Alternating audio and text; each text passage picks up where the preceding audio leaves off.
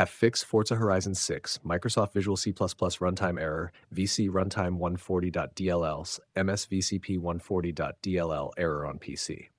Heschel 1. Restart your PC. Close Forza Horizon 6 completely. Restart your computer normally. Launch the game again after reboot.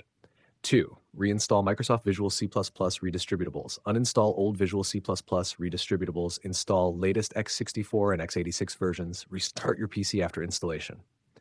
3. Repair Visual C++ packages. Open Control Panel, Programs and Features. Select Microsoft Visual C++ Redistributable. Click Change, Repair.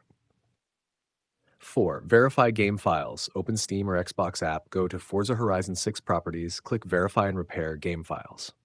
5. Install latest Windows updates. Open Settings, Windows Update. Install all pending updates. Restart your PC afterward.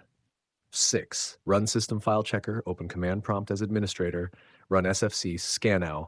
Wait for Windows to repair corrupted files.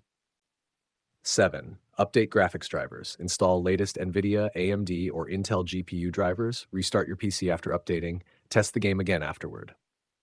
8. Reinstall DirectX Runtime. Install latest DirectX end-user runtime. Replace missing DirectX components if corrupted. Restart your PC after installation. 9. Disable antivirus temporarily. Turn off third-party antivirus temporarily. Add Forza Horizon 6 to antivirus exclusions. Relaunch the game afterward. 10. Reinstall the game if issue continues. Uninstall Forza Horizon 6 completely.